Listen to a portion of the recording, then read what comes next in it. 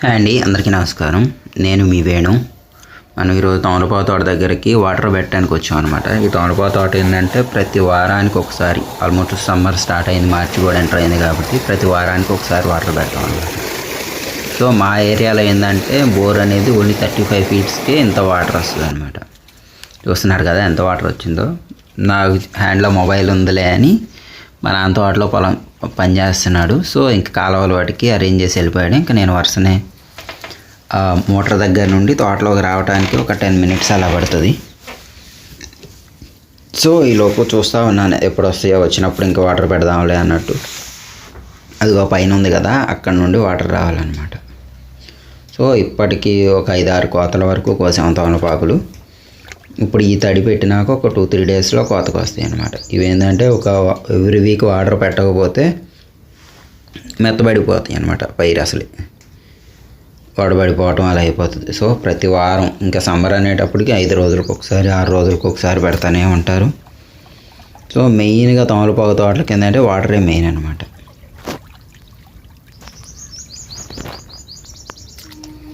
ఏంటి వాటర్ బురదగా ఉన్నాయి అనుకుంటున్నారా? ముందు కింద కాబట్టి అలా బురదగా వస్తున్నాయి, తర్వాత మళ్ళీ నార్మల్గానే ఉంటాయి. సో ఇదిగో చూసారా, తమలపాకు తోట ఆల్మోస్ట్ ఒక 8 ఫీట్స్, ఒక 8 అడుగులు ఎత్తు వరకు పెరిగింది. ఇవి ఇంకా 3-4 డేస్లో ఆకులు కట్ చేస్తారనమాట. ఇవేంటంటే ప్రతి 20 రోజులకి ఒకసారి కటింగ్కి వస్తూ ఉంటాయి. స్టార్టింగ్ నుండి ఇప్పటికి 1,50,000 రూపాయలు పెట్టుబడింది ఒక హాఫ్ ఎకరాకి. ఆల్మోస్ట్ ఈ సంవత్సరం ఏంటంటే కొంచెం రేట్ ఉండటం వల్ల ఎవ్రీ ఇయర్ రేటు లేకపోతే చాలా లాస్ అవుతుంది. ఈ ఇయర్ కొంచెం రేటు బాగానే ఉండటం వల్ల ఆల్మోస్ట్ పెట్టిన పెట్టుబడి మొత్తం రిటర్న్ వచ్చేసింది.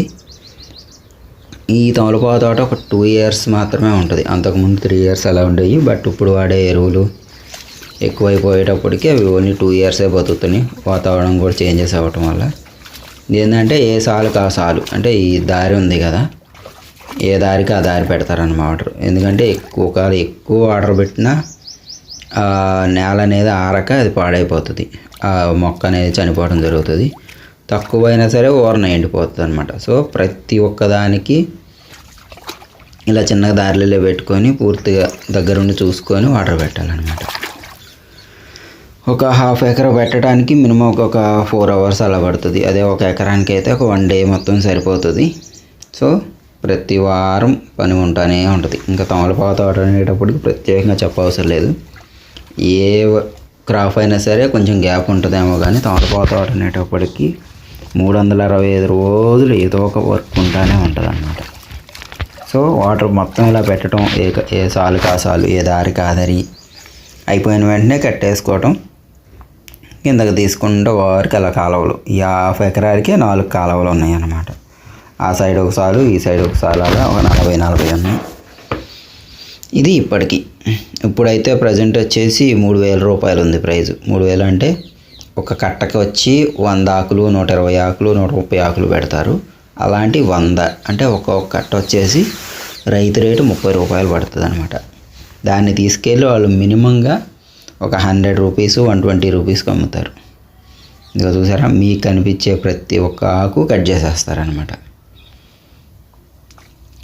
సో ఇదిగో ఇలా కాలువకి ఒక 10 దారులు, 15 దారులకి అలా అడ్డం పెట్టేసుకొని పైన ఉన్నాయి మొత్తం తడవటం అయిపోయిన తర్వాత మళ్ళీ కింద తీసేస్తారు.